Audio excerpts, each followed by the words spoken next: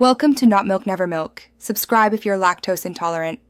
In this video, I will explain how to make delicious sourdough bagels from scratch. First, let's get your sourdough starter ready. You'll want to feed your starter with equal parts flour and water, then let it activate until it's bubbly and vigorous. This usually takes about 4 to 8 hours, depending on your starter's strength and room temperature.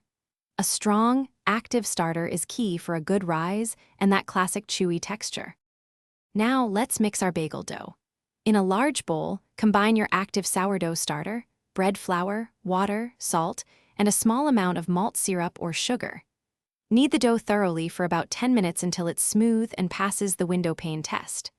Then, cover the bowl and let the dough bulk ferment at room temperature for 3 to 5 hours, or until it has visibly increased in size. Next, it's time to shape your bagels. Divide your dough into 12 equal pieces, each weighing about 100 grams.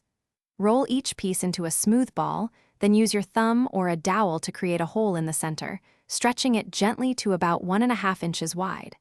Place the shaped bagels on a parchment-lined baking sheet, cover them, and refrigerate them overnight for at least 12 hours. This cold fermentation develops deep flavor. Finally, let's boil and bake these beauties. Preheat your oven to 425 degrees Fahrenheit. Bring a large pot of water to a gentle simmer, optionally adding a tablespoon of malt syrup. Carefully drop the cold bagels into the simmering water, boiling them for 30 to 60 seconds per side.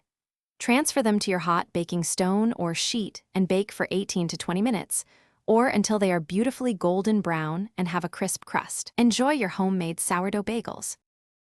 Thanks for watching. If this was helpful, leave a like and consider subscribing. See you next time.